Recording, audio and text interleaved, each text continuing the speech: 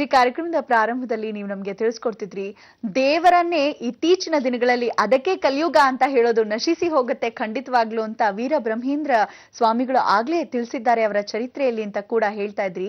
ಒಂದು ವ್ಯಾಪಾರದ ಸಾಧನವಾಗಿ ಇಟ್ಕೊಂಡ್ಬಿಟ್ಟಿದ್ದಾರೆ ದೇವರುಗಳನ್ನ ಅಂತ. ಮುಂದೆ ಗುರುಜಿ ನೋಡಿ, ಸಾಧಾರಣವಾಗಿ ದೇವರುಗಳನ್ನ ವ್ಯಾಪಾರವಾಗಿ ಇಟ್ಟದ ಹಾಗೆ ದಿವ್ಯನೂ ಹೇಳಿದ ಹಾಗೆ ನಾವುಗಳು ಏನಂತೀವಿ, ಪ್ರತಿಯೊಬ್ಬ ಮನುಷ್ಯ ಒಳ್ಳೆಯದನ್ನು ಕಲಿಬೇಕು, ಕೆಟ್ಟದನ್ನು ಬಿಡಬೇಕು.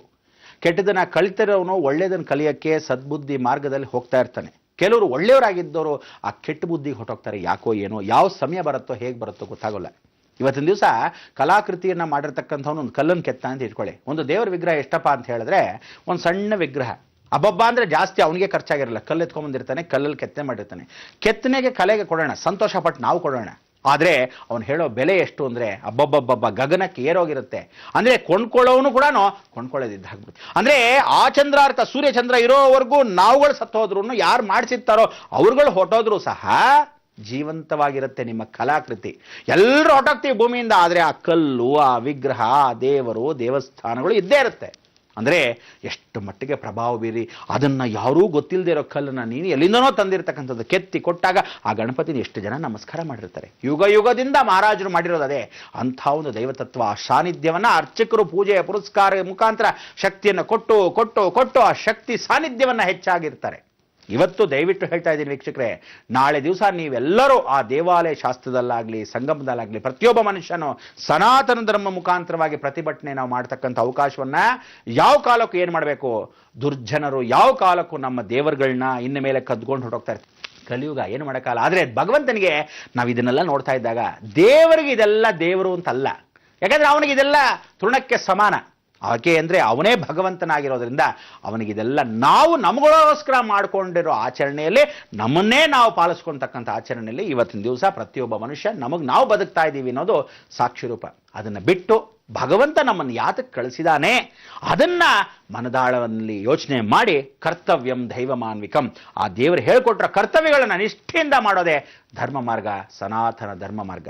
ನಾಳೆ ದಿವಸ ಎಲ್ಲರೂ ಸಿದ್ಧತೆ ಮಾಡ್ಕೊಂಡು ನಾನು ಹೇಳಿದ್ದೀನಿ, ಪುಟಪುಟಾಣಿ ಅನ್ನಪೂರ್ಣೇಶ್ವರಿ ಮನೇಲಿ ಎಲ್ಲರೂ ಸಿದ್ಧ ಮಾಡಿಸ್ಕೊಳ್ಳಿ. ಬೆಳಗ್ಗೆ ಒಂದು ಮುತುಗ್ದೆಲೆ ಅಂದರೆ ಇಸ್ತ್ರಿ ಎಲೆ ಗ್ಯಾಪ್ ಇಟ್ಕೊಳ್ಳಿ, ಆ ಮುತುಗ್ದೆಲೆ ದೊಡ್ಡದಾಗಿ ಹಾಕ್ಕೊಳ್ಳಿ, ಸ್ವಲ್ಪ ಅಕ್ಕಿ ಹಾಕ್ಕೊಳ್ಳಿ, ಅದ್ರ ಮೇಲೆ ಆ ಅನ್ನಪೂರ್ಣೇಶ್ವರಿನ ಇಟ್ಕೊಳ್ಳಿ. ನೀವೇನು ಪೂಜೆ ಮಾಡ್ತೀರಾ ಅಲ್ಲಿ ಸ್ಮರಣೆ ಮಾಡ್ಕೊಳ್ಳಿ. ಅನ್ನಪೂರ್ಣೆ ಸದಾಪೂರ್ಣೆ ಶಂಕರ ಪ್ರಾಣವಲ್ಲಭೇ ಜ್ಞಾನ ವೈರಾಗಿ ಸಿದ್ಧಾರ್ಥಂ ಭಿಕ್ಷಾಂದೇಹಿ ಚ ಪಾರ್ವತಿ. ಆ ಬೆರಳುಗಳನ್ನು ಹಾಗೆ ಇಟ್ಕೊಳ್ಳಿ ಅಕ್ಕಿಯ ಮೇಲೆ. ಅನ್ನಪೂರ್ಣೇಶ್ವರಿನ ಪೂಜೆ ಪುನಸ್ಕಾರಗಳನ್ನ ಅಷ್ಟೋತ್ರಗಳನ್ನು ಹೇಳ್ಕೊಂಡು ನಮಸ್ಕಾರ ಮಾಡಿಕೊಂಡು ಇದನ್ನೆಲ್ಲ ಪೂಜೆ ಆದ ಮೇಲೆ ಆ ಅಕ್ಕಿಯನ್ನು ಸ್ವಲ್ಪ ಮಟ್ಟಿಗೆ ಏನು ತಗೊಂಡಿರ್ತೀರ, ಅನ್ನವನ್ನು ನೈವೇದ್ಯ ಮಾಡಿರ್ತಕ್ಕಂಥದ್ದು ಸ್ವಲ್ಪ ಮಟ್ಟಿಗೆ ಹಾಕೋಬೇಕು. ಆ ಪಾತ್ರೆ ಏನು ಅಡುಗೆ ಮೇಲೆ ಮಾಡಿರ್ತೀರ ಆ ಪಾತ್ರೆ ಸಮೇತನೇ ತಂದು ಇಟ್ಬಿಡಿ. ನೀವು ಕುಕ್ಕರಲ್ಲಿ ಮಾಡ್ತಿರೋ, ದೊಡ್ಡ ಪಾತ್ರೆಯಲ್ಲಿ ಮಾಡ್ತಿರೋ, ಸ್ಟೀಲಲ್ಲಿ ಮಾಡ್ತಿರೋ, ಏನಾರ ಮಾಡ್ತಿರೋ ಆ ಪಾತ್ರೆ ಸಮೇತ ತಂದು ಅಲ್ಲಿಡಬೇಕು. ಇಡಕ್ಕೆ ಮೊದಲು ಏನು ಮಾಡಿಕೊಳ್ಳಿ, ಒಂದು ಕಂಚು, ಬೆಳ್ಳಿ, ತಾಮ್ರ, ಹಿತ್ತಾಳಿ ಈ ಥರ ಜ್ಞಾಪಕ ಇಟ್ಕೊಳ್ಳಿ. ಸ್ಟೀಲ್ ಒಂದು ಬಿಟ್ಟು ಪಾತ್ರೆಯಲ್ಲಿ ಅನ್ನ ಮಾಡ್ಕೊಳ್ಳಿ, ಯಾವ್ದಾರು ಸರಿ. ಇನ್ನೊಂದು ಪಾತ್ರೆಗೆ ಹಾಕ್ಕೊಂಡು ಅನ್ನ ಆಗಿರೋದನ್ನು ತಂದು ಬಿಸಿ ಬಿಸಿಯಾಗಿ ಸ್ವಲ್ಪ ತುಪ್ಪ ಅದನ್ನು ನೈವೇದ್ಯ ಹೇಳಿ. ಇದನ್ನ ಊಟವನ್ನ ಮಾಡಕ್ಕೆ ಮೊದಲು ಆ ಊಟದ ಸಮಯದಲ್ಲಿ ಇದನ್ನೆಲ್ಲ ಕಲಿಸ್ಕೊಳ್ಳಿ. ಅಂದ್ರೆ ದೊಡ್ಡ ಪಾತ್ರೆ ಅನ್ನ ಮಾಡಿರೋದ್ರೆ ಇದು ಸ್ವಲ್ಪ ಒಂದು ಪುಟ್ಟ ಪಾತ್ರೆಯಲ್ಲಿ ಇಟ್ಕೊಂಡಿರ್ತಾರೆ ನೈವೇದ್ಯ.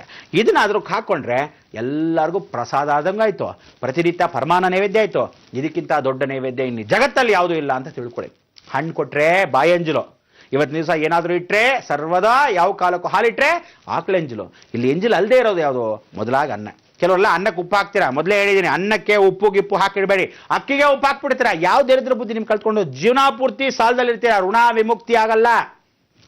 ಯಾವತ್ತು ತಿಳ್ಕೊಳ್ಳಿ, ಅನ್ನಕ್ಕೆ ಅನ್ನ ಮಾಡಬೇಕಾದ್ರೆ ಉಪ್ಪು ಹಾಕೋಬಾರ್ದು. ನಿಮಗೆ ಬೇಕಾದ್ರೆ ಉಪ್ಪು ಹಾಕೊಳ್ಳಿ, ಅಕ್ಕಿಗೆ ಉಪ್ಪು ಹಾಕಿದ್ರೆ ಜೀವನ ಪೂರ್ತಿ ಋಣದಲ್ಲಿ ಇರ್ತೀರಾ ಅನ್ನೋದು ಮರಿಬಾರ್ದು. ನಾಳೆ ತೇರು ರಥೋತ್ಸವ, ನಾಳೆ ನಾಡಿದ್ದು ಹೊರನಾಡು ಅನ್ನಪೂರ್ಣೇಶ್ವರಿ ಆಗಲಿ, ಶ್ರೀರಾಮ್ಪುರದಲ್ಲಿರ್ತಕ್ಕಂಥ ಅನ್ನಪೂರ್ಣೇಶ್ವರಿ ಆಗಲಿ, ನೀವು ಅಂದ್ಕೊಂಡಿರೋ ಸಿರಾ ಅನ್ನಪೂರ್ಣೇಶ್ವರಿ ಆಗಲಿ, ಮರಳವಾಡಿ ಅನ್ನಪೂರ್ಣೇಶ್ವರಿ ಆಗಲಿ, ಸಕಲ ಲೀವ ರಾಶಿಗಳಲ್ಲಿರ್ತಕ್ಕಂಥ ಅನ್ನಪೂರ್ಣೇಶ್ವರಿ ಆಗಲಿ, ಸೌಟನ್ನು ಹೀಗೆ ಇಟ್ಕೊಂಡಿರಲಿ, ಬಟ್ಟಲು ಮಾತ್ರ ಹಾಗೆ ಇಟ್ಕೊಂಡಾಳೆ. ಆ ಅನ್ನಪೂರ್ಣೇಶ್ವರಿ ಪುಟಾಣಿ ವಿಗ್ರಹದಲ್ಲೂ ಸ್ವಲ್ಪ ಅಕ್ಕಿಯನ್ನು ಹಾಕಿ ಇಟ್ಬಿಡಿ. ಯಾವತ್ತೂ ಸಮೃದ್ಧಿ. ಆ ಅಕ್ಕಿ ಮತ್ತೆ ಇಲ್ಲಿ ಅನ್ನಪೂರ್ಣೇಶ್ವರಿ ಕೆಳಗೆ ಹಾಕಿರ್ತೀರ ಅಕ್ಕಿ, ಅದನ್ನು ಒಂದು ಪಟ್ಟಣ ಕಟ್ಕೊಂಡು ಅಕ್ಕಿ ಡಬ್ಬ ಇದೆಯಲ್ಲ, ಅಕ್ಕಿ ಡಬ್ಬದೊಳಗೆ ಖಾಲಿ ಆಗಕ್ಕೆ ಮೊದಲು ಅಲ್ಲಿ ಇಟ್ಬಿಡಿ. ಅವಾಗೇನಾಗುತ್ತೆ, ಅಕ್ಕಿ ತುಂಬಿಸಿದ್ರು, ಅಕ್ಕಿ ಖಾಲಿ ಆಗೋದ್ರು, ಪಾವು ಸಮೇತ ಖಾಲಿ ಆದ್ರು, ಪಟ್ಟಣದಲ್ಲಿ ಏನಿರುತ್ತೆ ಹಾಗೆ ಹೇಳುತ್ತೆ. ಅಂದರೆ ಒಂದು ತುತ್ತು ಅನ್ನಕ್ಕೂ ದಾರಿದ್ರ್ಯ ಬರೆದಿದ್ದ ಹಾಗೆ ಪರಿಪೂರ್ಣವಾಗಿ ರಕ್ಷಣೆ ಮಾಡಿ. ನಿಮ್ಮ ಮನೆಯಲ್ಲಿ ಪ್ರತಿಯೊಬ್ಬರ ಮನೆಯಲ್ಲೂ ಅನ್ನ ಸಮೃದ್ಧಿಯಾಗಿರಲಿ, ಅನ್ನಪೂರ್ಣೇಶ್ವರಿ ಶಾಶ್ವತವಾಗಿರಲಿ. ಪ್ರತಿಯೊಬ್ಬ ಮನುಷ್ಯ ಊಟಕ್ಕೋಸ್ಕರ ಜೀವನ ಮಾಡಬೇಡಿ, ಜೀವನಕ್ಕೋಸ್ಕರ ಒಂದು ತುತ್ತು ಅನ್ನವನ್ನು ಯಾವತ್ತಾದರೂ ಒಂದು ಸ್ವಲ್ಪ ಮಟ್ಟಿಗೆ ತಿನ್ನೋಣ ಅನ್ನೋ ಭಾವನೆ ನಿಮ್ಮನ್ನು ಇಟ್ಕೊಳ್ಳಿ. ಬದುಕಕ್ಕೆ ಜೀವನ ಸಾರ್ಥಕವನ್ನು ಮಾಡಿಕೊಂಡು ಅನ್ನಪೂರ್ಣೇಶ್ವರಿ ನಾಳೆ ಸ್ವಾಗತ ಮಾಡೋಣ, ರಾಮಕೃಷ್ಣ ಪರಮಹಂಸರು ನಾಳೆ ಸ್ವಾಗತ ಮಾಡೋಣ. ಇವತ್ತು ಜೀವಂತವಾಗಿರೋ ಪ್ರತಿಯೊಬ್ಬ ಮನುಷ್ಯ ಯಾವ ಕಾಲಕ್ಕೂ ದೇವರುಗಳನ್ನ ಮಾರ್ಕೋಬೇಡಿ ಅಂತ ಹೇಳ್ತಾ ನಾವು ನೀವು ಮಂಗಳವನ್ನು ಹಾಡೋಣ. ಹೇಳಿ ನೋಡೋಣ.